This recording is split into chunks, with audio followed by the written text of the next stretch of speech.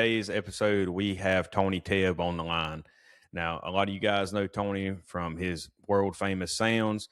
We're going to be interviewing him today, and we're going to let him teach us a little bit about himself and how he came to be. Guys, do remember that every single month on this channel, we do a giveaway for some kind of prize, whether it be suppressors, tripods, some kind of hunting gear. And this month we are giving away a Leo Photo tripod.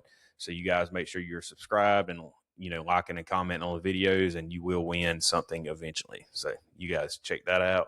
And Tony, Shane, it's great to have y'all here. And Tony, I would kind of want to get into a little bit about how you came to be, sir. Yes, sir. Well, first, my last name pronounced Tebbe, T-E-B-B-E, Tebbe. Tebbe. Mm-hmm. I got a foot cramp going on right now. Not good. Here we Don't worry about it. I'll send Shane over there to get it out. I've been working outside in Texas heat since 6 a.m. So probably not drinking near enough water. So we bought a ranch down here, and I'm getting it set up and feeding deer right now. We're in South Georgia, so I 100% feel that. I don't think our heat's just as bad as y'all, but our humidity is probably what, Shane, 90, 95, 99% today. 100% last night. Yeah. The heck with that. Yeah, I've hunted in South Georgia before, and it was pretty darn humid. I hunted down in South Texas by the ocean, Corpus Christi, and called it a bobcat with 98% humidity. I didn't see the cat until it was 20 yards away. The thermal, it made a $2,000 thermal look like a $200 thermal. That humidity gets you 100%. Yes, sir. So, Mr. Tony, how exactly did you get into predator calling? And the first, yes, sir. How'd you get into it? I want to know the whole backstory. All righty. I'm the youngest one of three brothers, and my older brother, the next closest to me, is 4 years older than me, and he was a big-time predator hunter. And, of course, when he was in high school, I was still in middle school, and it wasn't cool to, take your kid brother with you. So him and his buddies would come back. I'd wake up in the middle of the night, and they'd get back from coyote hunting. They're telling me all these stories, and they were always thrilling, And when I turned 14, my mom and dad had a pair of German Shepherds that had a litter of puppies. And I looked out in our hayfield, and there was a pair of coyotes laying out in that field just listening. They're cocking their ears, and just listening to these puppies whining. I thought, well, I'm going to try calling one of these suckers up. I'd never done it before in my life, but my brother had tons of stories about it. So I had a little hand call, a little Weems wooden hand call that my neighbor had given me, and for cleaning out his chicken coop. And he gave it to me, and I thought it was cool as could be. It was already old when I got it. It's probably from the 60s. And I asked him, I said, how do I know if I'm blowing it right? And he said, I don't think you can blow it wrong. It just sounds like something that's got its nuts stuck under a scoop shovel. Okay. I still get that picture in my head when I go calling every day. Anyhow, I slipped down in the woods. I grabbed my rifle and made it up to the edge of the hayfield. That's probably a couple 100 yards down from where they were laying. And I started squalling on that thing, and here they come running straight to me. The lead coyote, I stopped. I didn't know anything about barking and stopping or anything. I shot it right between the eyes and dropped it dead with my .22 long rifle. It was my squirrel gun. It's the only gun I owned. But I was damn good with it, squirrel hunting. And I thought I was on top of the world. Felt like I killed a wolf or something, It was exciting. I was when I was 14. So when I turned 16 and got a driver's license, I pretty much picked up most of the properties in our county. And I was on this little sheep farm calling right at sunset, and up the creek line, the coyotes started howling right towards sunset. And this is all day calling. So I thought, well, shoot, I've got that property too, because I had all of them along that creek. So I hauled on ass up to this pig farmer. He had puts out big piles of manure on the edge of the field, of a creek bottom field. So I hid my truck next to them and climbed up on them, and I started calling. And here they come, 6 of them. They've come up on the manure pile. Some were right below me, some were beside me, some were out in the field. I was scared to death. I thought I was going to get eaten alive. And so I shot one of them. At that point, I upgraded. I had 223. Um, I shot one of them, and it dropped, and the rest all took off running. They ran straight away, right towards the creek. And I killed 2 more, and I got my first triple when I was 16. And I was hooked. Done. You know. And then I've tried, turkey, deer, elk, dove, you name it, I've hunted it, but nothing gets me hooked like coyote hunting. No, sir. I'm right there. I've been deer hunting since I was probably 6 years old, and that when I started predator hunting, and I killed my first coyote, it was over with. And I don't even take any. I still go. We do a lot of crop deprivation permits, but as far as the thrill of a hunt, there's nothing like calling in some coyotes. Yeah, I mean, when I lived in I grew up in Illinois, and when I got to working age and had a real job, I'd take my vacation. I'd go out to Colorado and go elk hunting by myself, just me and a pump tent, my rifle, and public land. And I'd always try to get a bull killed as soon as possible so that I could coyote hunt the rest of the time. I'll try to kill a bull on opening day or the second day, so I got 5 more days to do nothing but call coyotes. And every hunting trip I ever did, the goal was, let's get this thing taken care of so I can get to coyote hunting. And I don't know, back in high school, everybody else deer hunted and turkey hunted and duck hunted, but I was known as a coyote hunter, because it was a redneck sport. It didn't take much money. You just used whatever rifle was accurate and a hand call and just go. I didn't know anything about shooting sticks or tripods or even a butt pad to sit on or anything like that. This is back in like 82, 83. So I've been doing it for 44 years this year. But I'd have guys say, "Hey, are you going coyote hunting this weekend?" I said, "Yeah."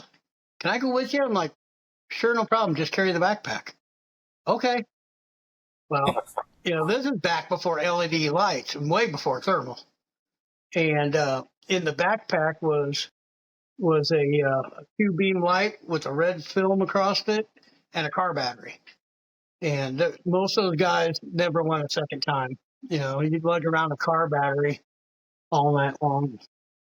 So that was fun. So, I mean, you obviously started from a very young age. So, I mean, once you got older and you started doing this, how did you develop this into a career? How did you get into Yes, sir. capturing sounds? That, I mean, some of the world's best. Yeah. Well, what I started doing is I started building. I think in '89 I started building hand calls. And I built my name up for being a custom hand call builder. And most of them are known for my cow horn tip calls, the tip of a cow horn into a distress call, a one-piece howlers, and then I got into wood and hippo ivory and all this exotic shit. But it kind of bugged me because I had an 18-month back order list for my calls. And then when I did produce a call and really got it looking good and sounded good, it just get put on a shelf. I say, "Hey, go kill with it." And they're like, "Oh, no, this is a collector." Well, that's not the reason I started building them in the first place, So I did that for a long time. I was anti-electronic call. We used them. We'd go out to Idaho. My brother and I went out there for 11 years in a row. We'd go fly out to Idaho and go calling and camping for a week. And we used a Johnny Stewart caller. But most of my calling was all hand calling. I've been in the World Coyote Calling Championship 2 or 3 times. I used hand calls throughout it. The only team using them. But over the years, you notice and a hand call, I'm pretty efficient. But when it comes to pup distress, you can pass out trying to do that. But over the years, I noticed my call sales slowing down and electronic call sales increasing at a rapid rate. And when I was growing up, the only people who could afford electronic call were rich people. But this used to be the poor man's sport, not so much no more. Yeah, It's probably that's one of the true. more expensive sports. It is nowadays, yeah, when price of thermals, which I mean, the market on thermals has, the more innovation that's coming out, in my opinion, the cheaper these scopes are getting, and everybody's competing nowadays. But I mean, yeah, you got to think, 8 years ago, what was it? Shane Fleer come out with a 256 at SHOT Show 8-9 years ago, and it took the market by storm, and I believe it was eight or $10,000. And, you've got these 384s on the market now that are, $1,600 to $2,000. And, they're double the scope of what those used to be. So, I mean, the innovations, it's a heck of a thing. Yeah. Yeah. Well, I guided for 20 years, and I'll get to that part of the story. I guided for 20 years. A guy started bringing thermals, and they brought a $30,000 Raytheons, and the bell on those things were probably this big, it's totally impractical. And it would take 4 or 5 minutes to fire one up. And then when it was running, it sounded like a blowtorch inside. It just, and a lot of times we would set it up on a tripod and use it as a video camera and spotter. And then they're running Gen 3 night vision for shooting, because thermal, didn't have any clarity to it at all. You may be shooting through 6 foot of weeds, what looked like a clear coyote. So yeah, thermal's a lot like the televisions. Today's televisions are unbelievable. The clarity of them, and you can go to Walmart and they're disposable. You go to Walmart, spend $300, get a different one. Yep. Cheaper to thermal, buy a new one. exactly. And thermal's getting that way. It's doubling each year in quality, and the price is not doubling. So that's pretty cool. Back to my story. So I was a computer programmer for 25 years after college. I did not expect that. Yeah, shirt and tie, baby. Well, when I was in high school, I don't think they even do that anymore. When I was in high school, they make you take a test, and it helps you kind of help figure out a career. Mm-hmm. And I was tied. One of them was computer programmer, and the other was a cowboy wrangler. I went for the money. Yeah, I don't blame you. I got a buddy of mine. He's a AI programmer, and he works from home. He makes over $250,000 a year sitting at home. So I don't blame you. There you go. And I was a really good programmer. It came natural to me. But also I could talk to people, and most computer programmers cannot.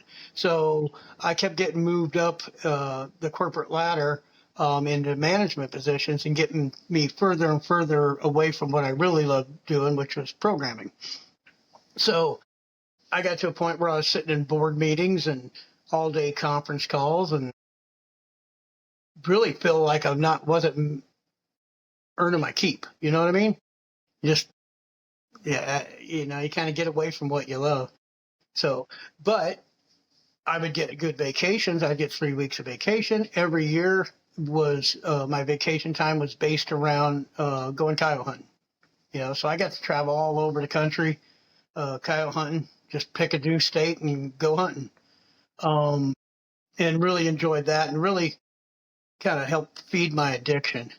And then my plan was, when I retire, I'm just going to guide coyote hunts. That's what I'll do. I got thrilled about calling coyotes and filming them, more so than the shooting. The shooting didn't mean nothing to me. So that's perfect to be a guide. So well, I'll try to shorten the story up a little bit. It was in February, and there was a piece of public land back in Iowa where I was living that was all marshy and flooded, and you had to wait till it froze over to be able to get to the other side. And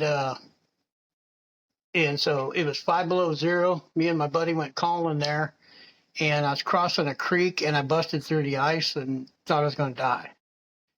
Everything went in the water. And then the water was connected to the river, and the water had receded like a foot and a half from the ice. So now you come up for air, and you already drank a bunch of this shitty water, and then you can't reach the ice. And kind of that was my come to Jesus. Well, I finally got out of there with almost hypothermia. Got a really nasty, nasty cold from drinking that water and everything. On Monday, I was back in my office. I was in a conference call again all day long, bored stiff, and thought, you know what? Life is too short. So I think I'm just going to quit my job. So I put my resignation in. I sold everything as far as the house and that, paid off all my debt, and was going to move to Texas, but chose New Mexico. Moved to New Mexico and with just like $400 in my pocket and started all over again. Nice. That's the No. hey. That's hard to do with a wife and 4 kids. Yeah, brave man. Hey, I got 3 kids. I got one more on the way. That ain't no way. You brave man. Yeah. So I was a guide for.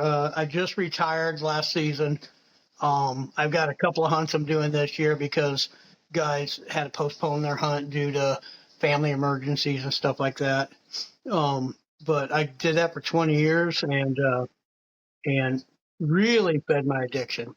We killed 500 coyotes a season. And day hunting, night hunting. Go ahead, Shane. That's 500 in New Mexico? Yes, sir. Yeah, Nice. I did New Mexico and West Texas. Nice. Yep. And then it got to the point where I was busy enough that when somebody wanted to kill a bobcat, I would just send them to, buddies of mine like Jeremy Harrison who specializes in that. So I could just focus on coyotes. Nice. So, and we stacked up a lot of coyotes, especially at night with thermal. Most guys came to me because they want to see daytime hunting. They live out east. They do plenty of night hunting, but they want to do some daytime hunting. So out of those 500 a year, what would you say was the percentage of night versus day? Oh gosh. I had a figure in my head one time. You'll call 5 times more at coyotes at night than you will during the day. And you'll call 20 times more bobcats at night than during the day. Yes. Yeah. Yeah. The night hunting costed me a marriage. I got divorced because I was gone all the time. That's what I'm trying to avoid, Mr. Tony. But that was that was a blessing because he was a bitch. and I've been married now for for going on 11 years to Crystal, and that was the best thing ever happened. So. Well, I'll tell you, Mr. Tony, I can't say enough good things about my wife. I mean, Shane's got a fantastic wife too, but they put up with our stuff, and they know this is our hobby and it's our our little escape from what we do, day to day. And I just started working full time for Shane and Michael not too long ago with Southern Precision, and it really has. It's been a blessing for me and my family. I drove a truck for the last, I think, 12 years, and I was on nights the last 5 years, so it kind of took a toll on the relationship with my kids and my wife and all, and it paid the bills though. But I've got a new opportunity here, and I really think it's going to pay off for not only me, but for a whole, for the whole company, and, doing what we're doing right now. I really think this is a great avenue for us to explore and talk to all you guys that, you have a lot more experience and pretty much in every aspect of hunting in general, and not only coyote hunting, but I do feel that this will open a door for a lot of guys that are trying to get into this hobby, and it'll be something to set in stone for us in the future. Yeah, I mean, take advice from an old man that, find your passion and figure out a way to make a living from it. I can't believe that I worked for someone else before, that I had a time clock, and I had to make sure I was there from a certain time. There's a lot of freedom. There's a lot of stress, but there's a lot of freedom to being self-employed. And then, pick a field that you're passionate about. I think a person can go 25 years in a field and just lose the passion for it. And I think that's what I did. So nothing's ever trumped coyote hunting. So that's what I hope. I'm somewhat similar. Shane knows I had a buddy of mine. I think I was 7, 8 years old in our neighborhood, and I had an older kid that lived near me, and he was real big into computers, and he taught me a lot of stuff. And I've been building computers since I was probably, I don't know, 10, 12 years old, and I still do it, somewhat for people I know, and I'm just a guy you call when you need something worked on. But and I'm very hands-on technology wise, but I'm the younger generation, so you kind of have to be. But I definitely feel you. I mean, even though I enjoy it, I don't think that I would want to do that for a living. I much prefer doing content creation, what we're doing right now. This is, it's fantastic to me. I really enjoy it 100%. And it's in the shooting sports. I mean, perfect. Exactly. Perfect. It is. I mean, anytime you can find something that keeps you in the circle of like-minded individuals is a good thing. Oh yeah. Absolutely. I like guiding. I mean, I had a handful of guys that were just a total pain in the butt, but otherwise, most predator hunters are kind of cut from the same cloth. They do it for the same reasons. And guys will tell you those reasons. They're like, well, I'm really trying to save my fawns, or, hey, I really want to save the turkeys. No, you're doing it because it's an adrenaline rush. And those who say those who say they don't do it for the adrenaline rush, they're lying. No different than going pig hunting. It's adrenaline rush. I do. I mean, Shane knows. I mean, I do thoroughly enjoy hog hunting. It's very fun. But I'm gonna tell you right now, anybody that's listening, calling in a coyote there's nothing that compares to it. I mean, there's really not. Yes, sir. I agree 100% with that. So let's fast forward. I started using electronic calls. I don't know. That's probably 2001 or so. No cassette player, wasn't it? Yeah. No. I had a Fox Pro. I can't remember the model anymore. But and I'm a tinkerer. If I buy a new truck, like I bought a brand new 2026 Jeep Gladiator like a week ago, and the first thing I did is start modifying it, right? Yank all the stock tires off, put big 37s on it, pipe doors, change the bumpers, all that. Well, the same way it goes with electronic calls. I wasn't pleased with the sounds that came with it, free on a caller. They're a 20-second sound loop that just looped over and over and over and repetitive, and then your eyes start getting heavy on stand. And I thought, well, I don't have the capital or the network of brainy people anymore to start an electronic call company, but I damn sure know how to make an animal squeal. And so that's what I did. I started recording my own sounds, And I just called them Tony Tebbe Signature Sounds because they were for me, by me, for me. And then I'd give them out to a few guys, and then I put them on my website for free. And then guys said, dude, you need to sell these. You know, there was no one else out putting out sounds that are 17 minutes long, 13 minutes long, you know, from the time you catch a rabbit to the time it expires. And getting all that stuff that normally would just hit an editing room floor, because that's, you know, I just did it the way from a coyote hunter's perspective. Well,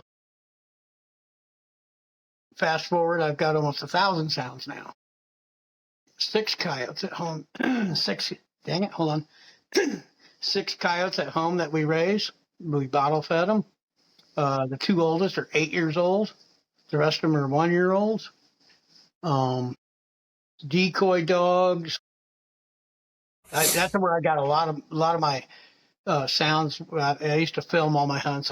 We had a TV show for a year. We did I had a 4-hour instructional DVD set. I'd run my decoy dogs, and the coyotes get real vocal when they see a dog. So that's where I would get a lot of my recordings, and I'd harvest them off of the videotape. But now, you know, the quest of trying to do better and better and better. Now I invested and built 2 different recording studios, acoustic foam, the whole bit, for recording coyote vocals. And that's how I can get some really good sound, especially during breeding season, with no echo or anything like that, no wind. Because in New Mexico it gets windy, and there's tons of nights that I can't record because of the wind noise. But now in a recording studio, it can be pretty windy outside, and it doesn't matter. Yeah, I hunted in New Mexico. That was, man, you got through hunting, you just had dirt, sand everywhere. We hunted outside of Roswell, New Mexico, and that was a rough hunt. Fun hunt, but rough. I mean, you had sand and dirt in your gun, and your teeth, and your eyes. It was an adventure. That's an hour and a half from where I live. Nice. Yep. I've got land. Like 3/4 the way to there from my house. My ranches run from my house to 72 miles towards Roswell is where my last ranch ends. And there's a lot of good coyote on there. But yeah, you're right. Everything's filthy. You got to clean it. Yeah. If you value your gun, you got to clean it every time you go hunt. Damn, Mr. Tony, I can't remember what movie it is, the old movie. There was a kid in the passenger seat. There's a rancher driving a truck. They're going down the road, and a kid fell asleep. He woke back up a couple hours later, and he said, "Are we almost there?" And he said, "Hell, he said we've been on my property for the last 3 hours." And that sounds like kind of what you got going on there. When I leave my house, and my wife knows it, she's like, I know, because she hears it every time. That 72-mile mark, right, is the end of my last ranch, and we covered 4 ranches from the time we left my house to then. You know, yes. So it's easy to pick up a lot of land when the ranches are enormous. You know, that final one, it's 400 square mile ranch. So. Absolutely. That's amazing. It's big. So, and covered up with coyotes. Well, you got it going on then. Well, I picked there from any place in the country. You know, and the only reason I picked there is because of the coyotes. You know, I've called a lot of places. There's some really good places, but I needed big land to be able to, make a living at guiding. You know, and I did. I raised a family on guiding.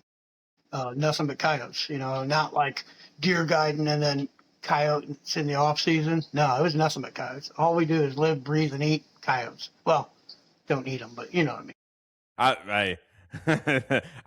I've heard through the pipeline. There's a couple guys that's tried them. I'm not willing on that one. No, I mean, you could probably survive on it, but there's a whole hell of a lot better stuff to eat. Yeah, I'm not gonna lie. Just the way they smell, as soon as you pick them up, I think I'd rather munch on a bobcat than a coyote. Oh yeah, I've had bobcat, I've had mountain lion. They're both excellent. White meat, look like pork. Um, a coyote is a canine, and I mean, I never once looked at a Labrador and thought, "Damn, I'd like to have a piece of that steak." You know what I mean? Or a backstrap. Yeah, yeah. Yeah, you and me both. I got no interest in that. I did have one client come out of Northern California that worked for Google. She was it was a female, and she was from China that went to school here and stayed here in the U.S.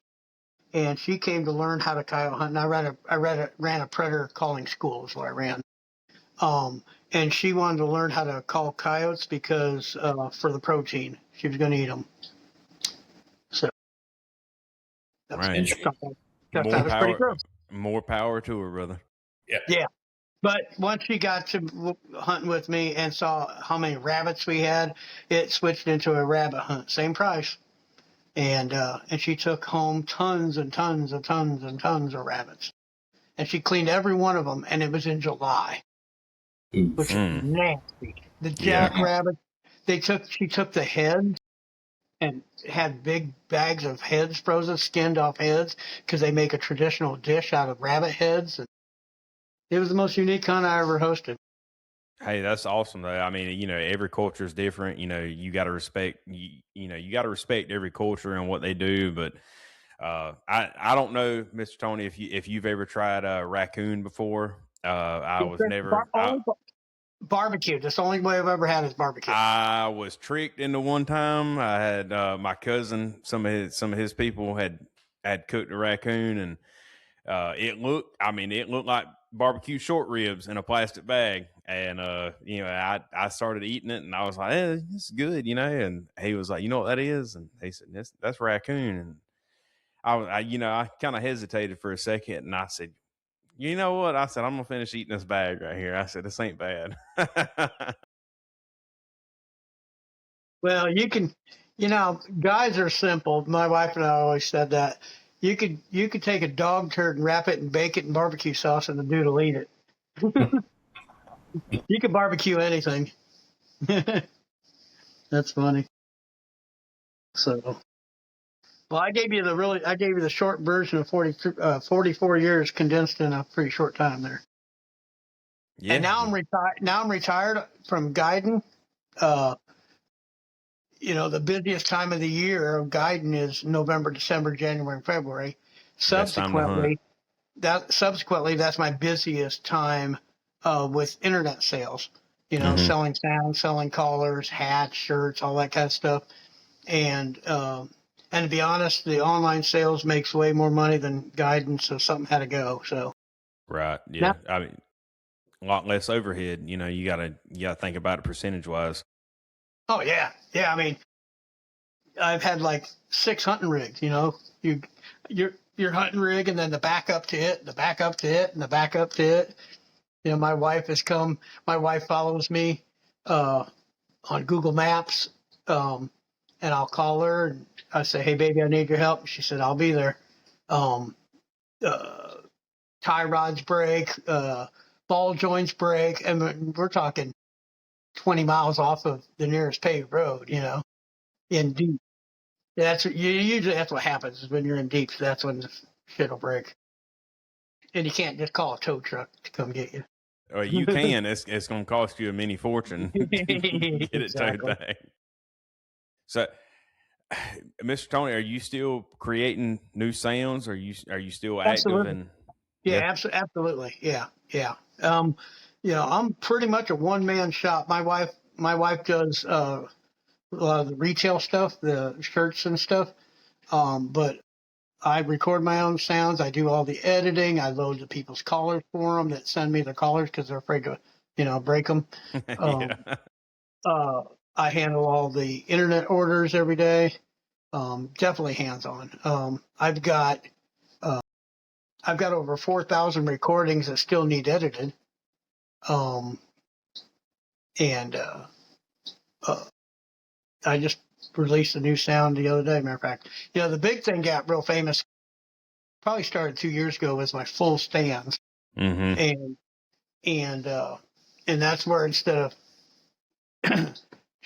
well, I would have so many guys ask, hey, give me a series of how you'd run a stand. So I'd give them, I'd roll into this for 2 or 3 minutes, and then this, and then this, and then this. They're like, well, can you just put it in one sound file? And I just press play, and I'm like, no, I'm not going to do that, you tight ass. And Bet you and did though.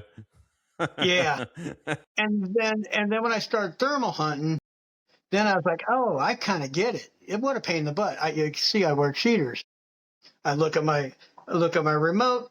I press a button. I take my cheaters off. I get to scanning. I've got a pair of the thermal binoculars, the pulsar ones, the mergers, and then I put them down. I put my glasses back on. I change the sound. Like, this is a pain in the ass. So I started producing the full stanton, which is really cool because it doesn't just go from one sound to the next. I multi-layer it. There's one sound, hammer time. It's 17 layers thick. So you've got growling going on and howling and barking, and really try to set a scene. So now I've turned more into like the DJ Khaled of of, of sound creation. Another one. You made that sound in Georgia, Exactly. didn't Exactly. I just released 2 new full stands the other day, and I told my wife another one. That's But excellent. those have become really popular, really famous, and they really help guys shorten the learning curve. Just press play and let it do its thing. It's Absolutely. going to build a story, and it's going to bring in intensity and multi-layer tracks that you just can't do on a remote. And so my emphasis has been on those quite a bit, and rightfully so. I'll release a full stand, and then also I'll release some of the sounds that I used in it, and as individual sounds, and I may sell like 5 copies of the individual sounds and 85 copies of the full stand. So Right. it kind of supply and it shows where the demand is. Right. So that's why. Shane, what were you saying a second ago? Oh, I was saying you recorded that hammer time in Georgia when you come down, didn't you? Absolutely, I named it after Hammer. After Hammer, yeah. Yeah, yeah. He and I sat down. When I went calling with them, they said, "Hey, why don't you come down and do the calling and all that?" And I said, "Do you think I could kill a black coyote?" And they said, "Well, yeah, there's a pretty good chance." Okay, so my wife and I flew down to Georgia and went calling. They said, "Oh yeah, just so you know, these coyotes won't come to a rabbit." I'm like, bullshit. So I started my normal stance, I'm playing one rabbit and then roll into the next and then the third rabbit. I'm like, well, shoot, maybe they're right. So we're going to have to go with vocals. So, all right. So we went into, a pair howl and then followed with a group howl. And then all of a sudden, a little bit of social sounds. And then a big fight breaks out and just, multi-layered that sucker in there. And boom, start producing coyotes. But Hammer and his buddy, what is his buddy's It's got to name? be Willie. Yeah, Willie. Big Willie. They are shooting son of a gun. Oh, So yeah. they were killing every damn coyote. And I'm like, boy, I didn't fly down here to watch you shoot coyotes. You just got yourself a free guide. Is what you got. So the next morning we woke up and I thought I'm going to put this into a full stand so that I could enjoy the hunting part as well. And that's what I did. So Hammer and I sat down and we talked about it, and he's like, try this. So here's some of my favorite sounds, So we started layering it in. So I named it after him. And we fine tuned it over 3 nights, and, I killed my black coyote, on a stand that we called 7 coyotes in on that stand. And the only black one was the one I shot, which is freaking luck. Yeah. They're all the same color and thermal. Yeah, absolutely. So, yeah, I guess it was just meant to be. That, of course, I finally got it back a few weeks ago. And the damn taxidermy and shipping cost me more than the plane tickets to go down there. That's expensive. I've never had a predator mounted ever, and I've killed thousands and thousands of coyotes. Um, But I said if I get a black one, I'm getting a mounted. Mr. Tony, I don't know if you remember, I messaged you. This is back, if I had to guess, probably January, February, here in You South killed a black Georgia. one. You Well, killed a black one. You're holding it like this in the photo. that was I remember. my buddy Matt. That was probably his. He hadn't been coyote hunting much, and I took him out, and we had a farmer. I had just got permission for his farm. He's got probably 5,000 acres, and I told him, I said, can we call these fields? And he said, man, he said, you can. He said, I don't really think there's, I don't think that field's holding coyotes. And we went out there, and I mean, it was within the first 30 seconds we caught a quad in, and my buddy, I shot a regular one, and he ended up shooting a huge fluffy black one. I mean, that was the hands down the prettiest black coat that I've ever seen. He's still got him in his freezer right now waiting to be mounted. I mean, it is just a gorgeous coat. That was the one you showed me last night. Yep, that's the same one. Yeah, that thing is beautiful. Yep, and he killed, and I will say he killed it on Mr. Tony's sounds too. As soon as we got done with that stand, I sent a picture of it to Mr. Tony. Yeah, I remember that. I remember that photo. Yes, sir. Do y'all have many or any black coyotes out there in New Mexico? No, not at all. The black coyotes only really show up east of the Mississippi, and it's because coyotes had interbred with the red wolves. Who knows? 500 years ago or 200 years ago, I don't know. And so that recessive gene pops up every once in a while. It used to be like back in the 90s or so, the only time you would see somebody kill a black one, I would see a picture of somebody with a black one. I'm like, I bet they're from Florida. Boom. Yep. Florida. But now it seems to be a lot more common, even all the way up into like New York, Canada. I've seen those ones that are kind of black and tan, like a Doberman. Mm-hmm. But it's always in the east. In the west, they're cookie cutter. I bet you we could kill 1,000 coyotes and they all look the same. I'm in the East Coast. I'm right here with Shane, not far from him at all. But I mean, we kill a fair amount of black coyotes down here. I mean, they're not as as wide as a traditional coyote color. But I mean, as far as 1 out of 100, I mean, there's a possibility, a few of them are black coyotes. I mean, they're getting more and more. I mean, we kill more and more of them every year. That's cool. The only cool one we ever killed here that was different colored was I had two clients from Maryland, and he killed an albino coyote, and that was cool. I don't know if you've seen. There's Shane. I was talking to him about it last night. There's somebody else that just photographed a albino coyote that's on Facebook circulating right now. It's very, very beautiful coyote. Mm-hmm. Yeah, really neat. The pink lips, and this one had blue eyes. It didn't have the pink eyes like a typical albino. It had bright blue eyes, but like the tongue was pink, the gums were pink, the nose. It was really cool. And that ranch we had been for 5 years pursued a coyote that I called Snow White. And it was a female, and I just thought she was real silver. She stood out like night and day compared to her mate. And I had 5 different clients miss her 7 times, anywhere from 30 yards to 300 yards. You need to get some new clients. And never killed, yeah. And never killed. One guy missed her twice in the same morning. And it's like she had a damn force field around her. And then this pup, it was in the same pasture, the same ranch that we killed this albino one, but this one was a pup of the year, so granddaughter, daughter, something, who knows. So I'd like to see if that ranch produces any more white ones. That'd be cool. Very cool. But so you've been hunting for 40 years? Coyote hunting 40 years? 44. I got a question for you before it goes away. What's the most you've seen come in on one stand? Oh, it's easy. The same guys that killed that albino one earlier that morning. I mean, they came with a rabbit's foot stuffed up their ass or something. Earlier that morning, we had called the day before, and Cottontail Candy was like supreme, working every stand. So I started off that morning, went onto a ranch I hadn't been on in a couple of years. We walked out, sat down, started calling Cottontail Candy right when the sun's coming up. Nothing. I'm like, are you serious? Yesterday you couldn't do no wrong with it.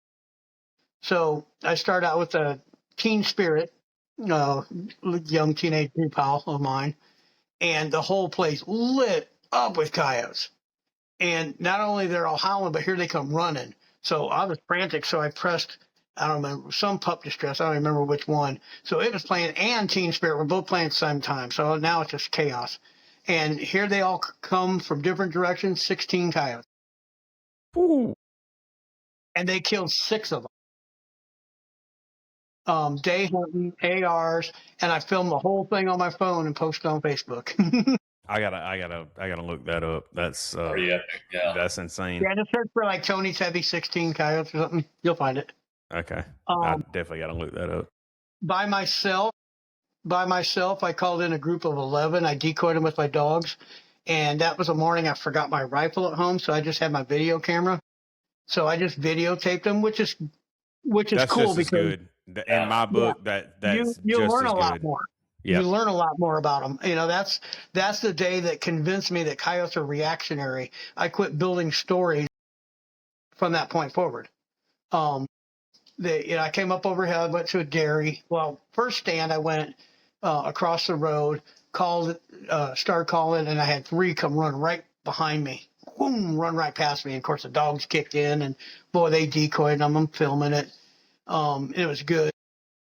Went down the road about a mile or 2 and went next to a dairy, come up over the hill, and it's already getting pretty late. It was hot already. It's probably 90 degrees. And there was 11 coyotes out in this pasture, and they spotted the dogs, and they come running right to me. And here I am carrying all my shit, and the dogs run to them. So I just dropped down where I was at, and then I kind of scooted the collar out as, like 15 yards or so, and scooted back. And they were decoying the dogs, and dogs were chasing them, and there's barking and howling going on. And I'm filming this whole thing. And then they would get to a point where they were just tired. Dogs would come and they're panting their heads off laying next to me. The coyotes, there was a prominent like mesquite bush that was pretty big. They were all laying under it. They're panting. And I was playing Jackrabbit Distress.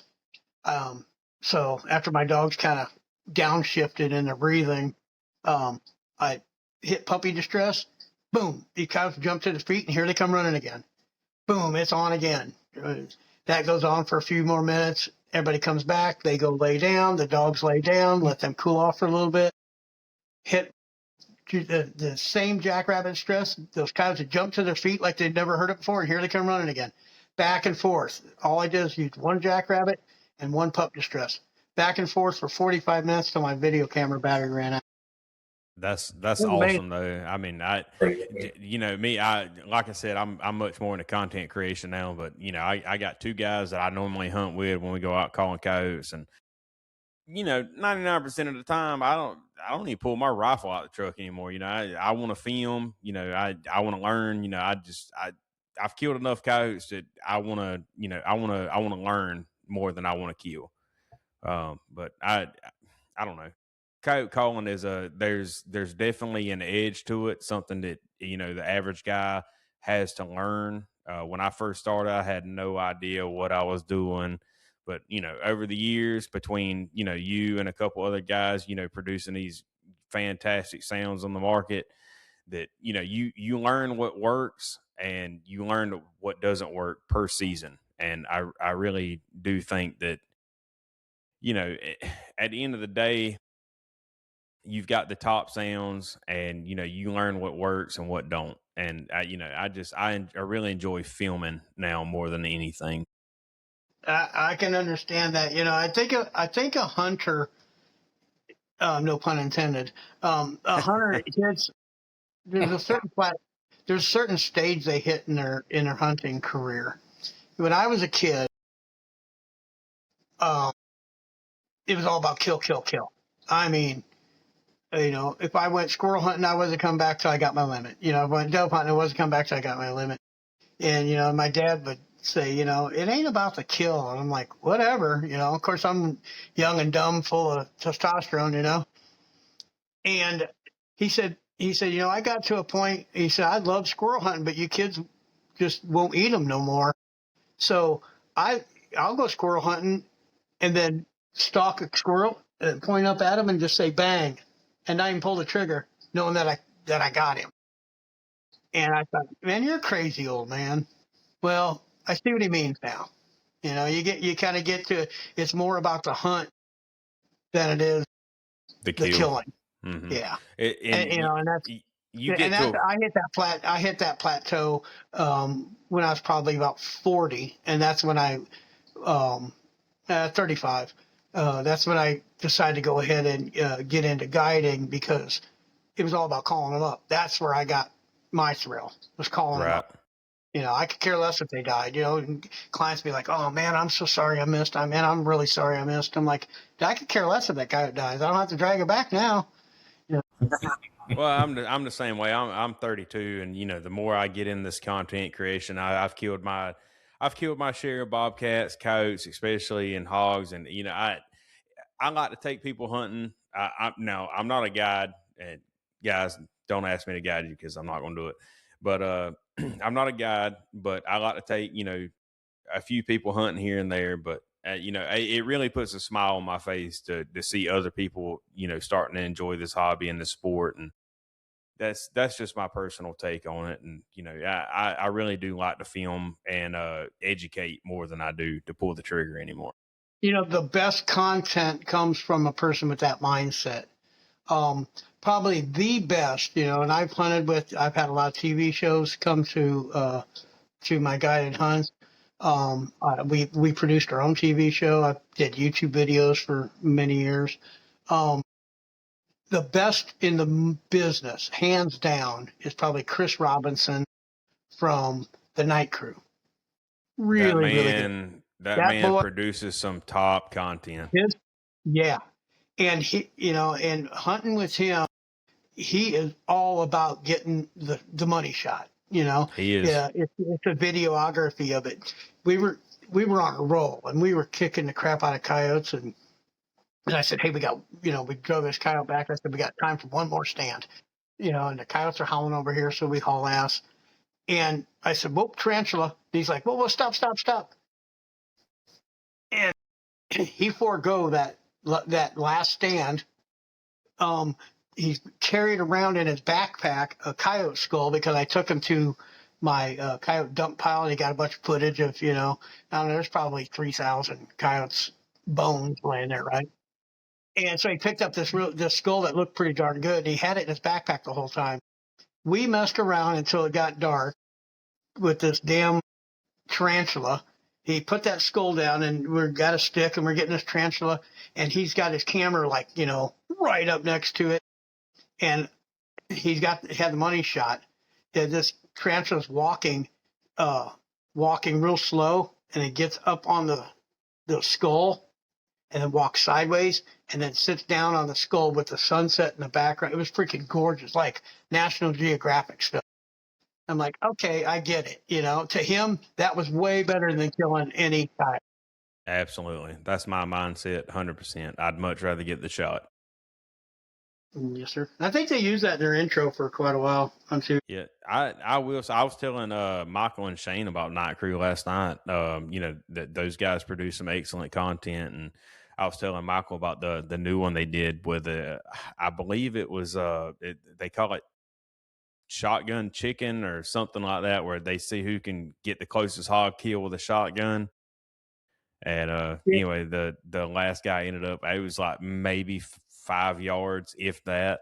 And I watch a lot of different outdoor content, but I really feel like those guys are doing a great job with natural lights and hunting predators. So Yeah, yeah, and they can sure light it up too, man. When they lit up the whole county when they hunted with me. That was many years ago, back when we could use lights. Subsequently they've outlawed artificial um, lighting, so that's when we switched to thermal. I tried night vision for about a week and said nope, Yeah, this ain't going to cut it. The tis not night for vision, me.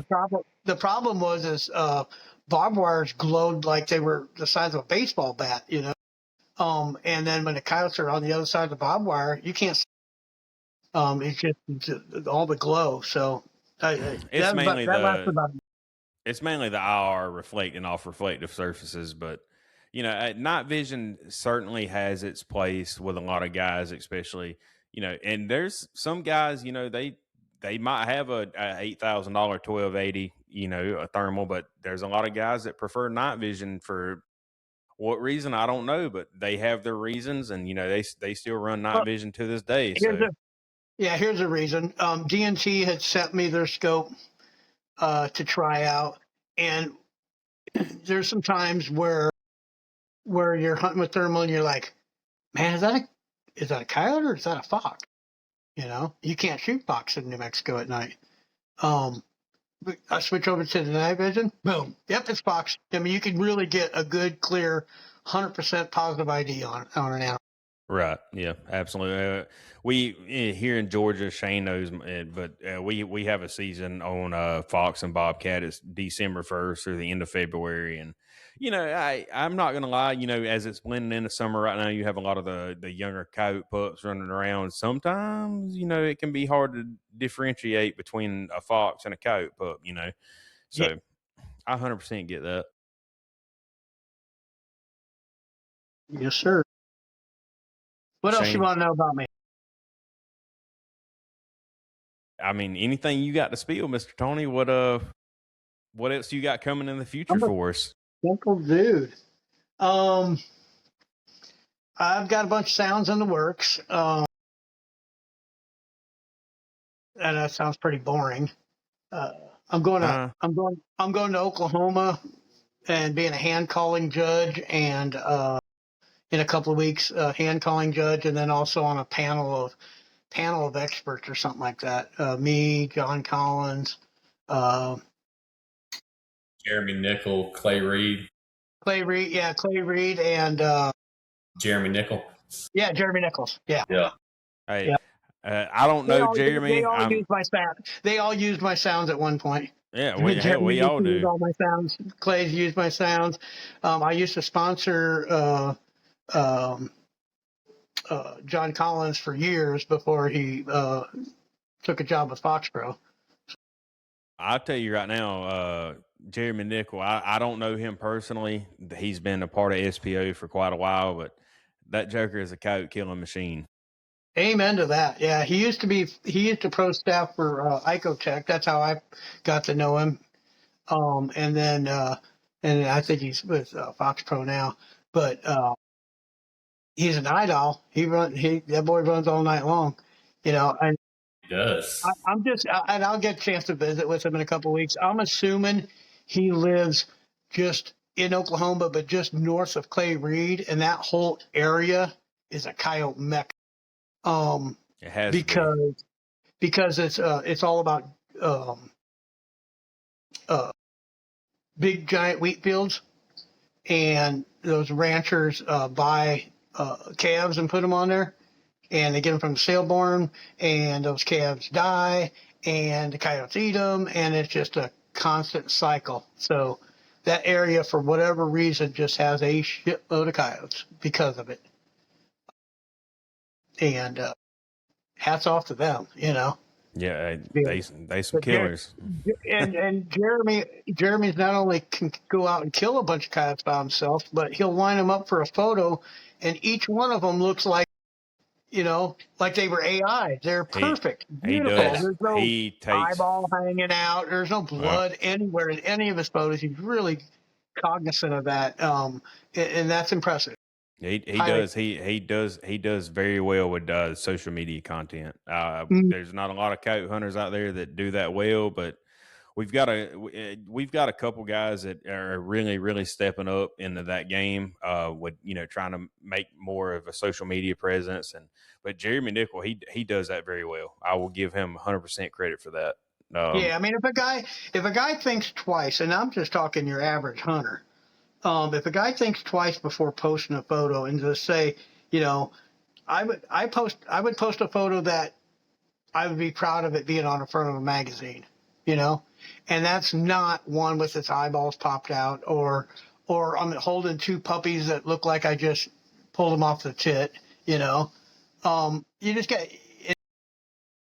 Those are what draw my attention, is those magazine worthy photos. Right. Yeah.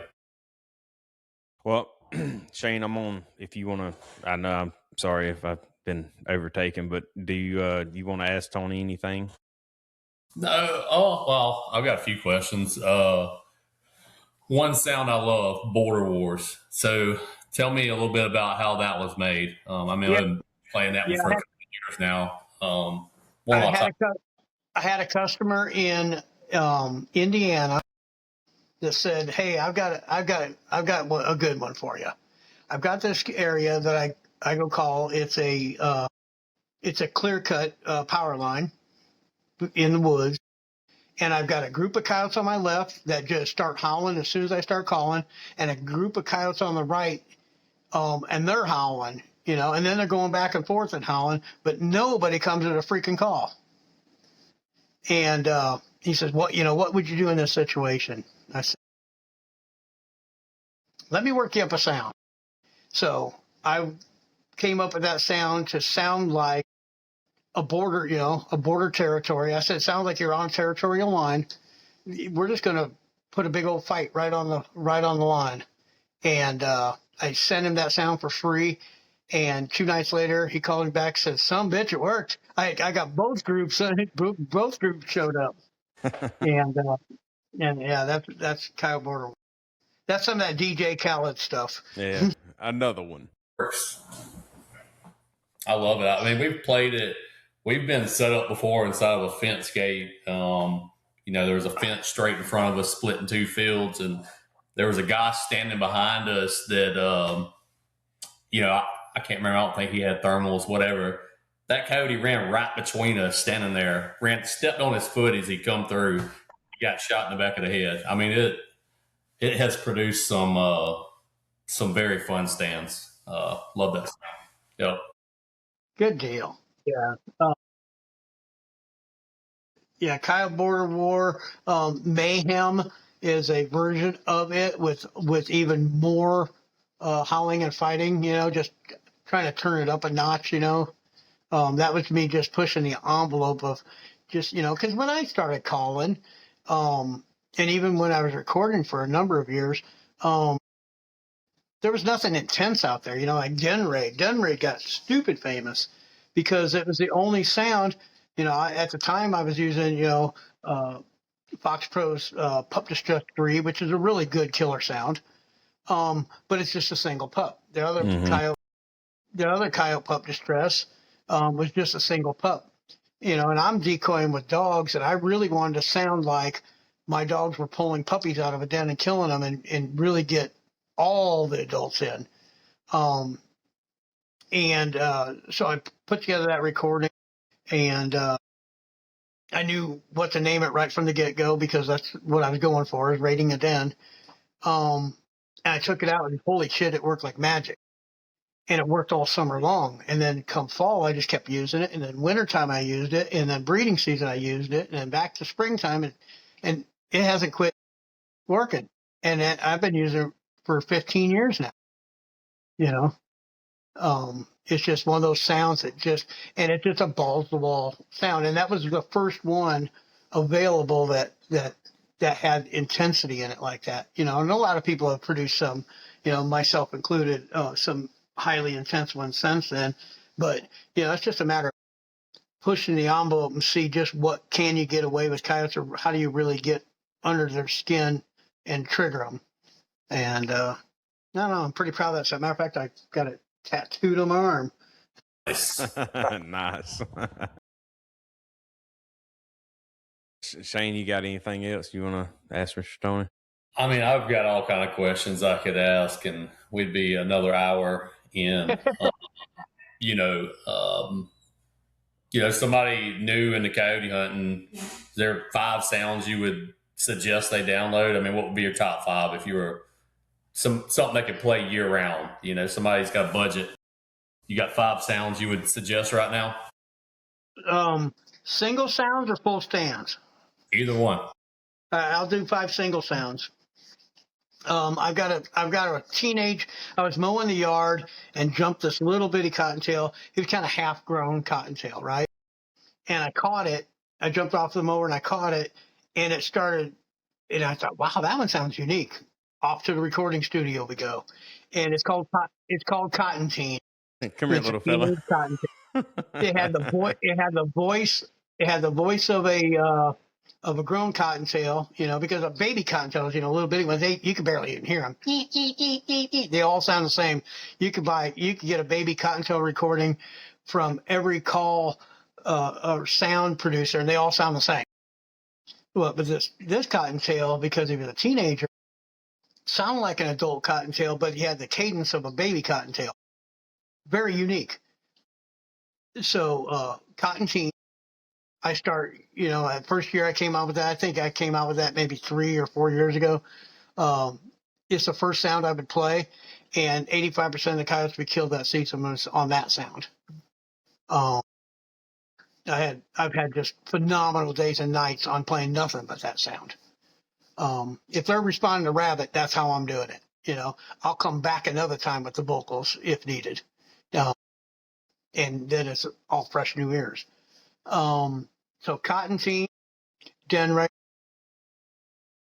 Cottontail Candy, another really good killer. I mean, that just goes off of consistency of those sounds. I'm not big into like a single zone howl. And that comes back from years and years of driving around locating coyotes with a horn howler and not getting responses.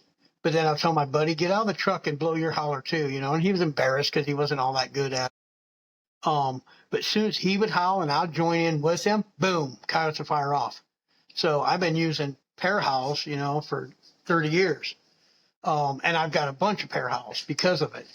So Tina and I, that'd be a 4th sound. I use that one. I'm not gonna lie, I use that one quite a lot. I have good luck. I have really good luck with that one. And let's see, we need a good pup distress. Death Grip Pup. And that's 2 of my coyote pups fighting, and one's got him by the throat. So you get that gurgly, when your voice changes, that kind of a gravel in there. And that one, so there's 5 that would work all year long. So if a person's full stand, Hammer Time 2. Coyote Magnet 1, which is mostly coyote vocals, but they do catch a raccoon and you get in a fight over it. Most people are not going to play, if you're competing against other predator callers out there blaring their sounds, they're not going to play a coyote catching a raccoon. It's not a sound. And then let me think of a third full stand. Social Gathering 1. I just released that one. I'm a balls to the wall caller, kick the doors open as soon as I get there. And for the last few years, I've learned to start slowing down. And, there's definitely times for that, but there's other times to be playing those social sounds, coyotes whimpering and whining and begging. And you get coyotes that, because when you go calling, the ones that are responding are only the most aggressive coyotes. Mm-hmm. Well, then what's left over is the rest of them, and they're just a little more passive. They all have their own personality. And I always thought, especially with thermal getting so popular, I always thought, what's that going to happen? People are killing more coyotes in one night than they would kill an entire season during the day prior to thermal. Mm-hmm. So, in my mind, you're going to, if you're killing aggressive coyotes, what's left is, and I'm going to be nice and use the word passive instead of pussy. What's left is a bunch of passive coyotes breeding passive coyotes and producing more passive coyotes to the point that, 5, 10, 15, 20 years from now, are we going to have a whole society of coyotes that don't come to the call? Right. Don't know. I didn't study animal husbandry in college, but to me that makes sense. If you're always killing the most aggressive, so the social gathering number 1 and number 2 that I just released kind of focuses on those, to get those, more passive coyotes. Mr. Tony, I'm not picky when I call. I want them all. Yeah, same. I've got 3 more for you. Are you bolt or gas? Favorite caliber? Favorite suppressor? What was the first question? Are you bolt or gas gun? Favorite caliber? Favorite suppressor? Oh boy. Okay. I've been a die-hard gas gun for many, many years. That being said, I've been running a bolt gun lately. Okay, the bolt gun is, matter of fact, I'm looking at it right now because it's waiting for a pig to step out and hit this feeder.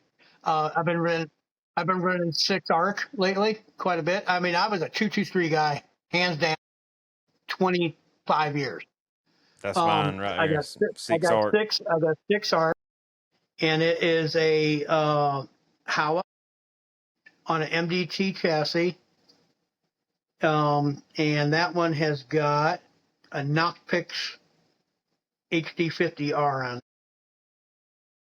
I really like that scope. I'm a pulsar guy. I got a lot of pulsar, but I like it because it's got the optical zoom. It's got digital zoom on it. I don't even know how to turn it on because I don't need it. The optical zoom will do everything I need.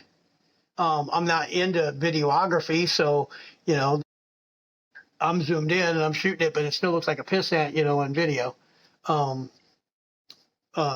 Favorite caliber has to be 6 arc lately. Same. I thought 223 was the perfect round. There's a lot of guys use elk guns for coyotes, and that's mismatched. As well as one, it just tears the crap out of them. I have a ton of respect for coyotes. And then 2, there could be a level of danger at just flying through the woods and hitting some neighbors out. Right. So I was always big on 223, but this 6 arc, I'm really liking it. Absolutely. What grain bullet are you shooting? They, What grain bullet are you shooting through it? hold on.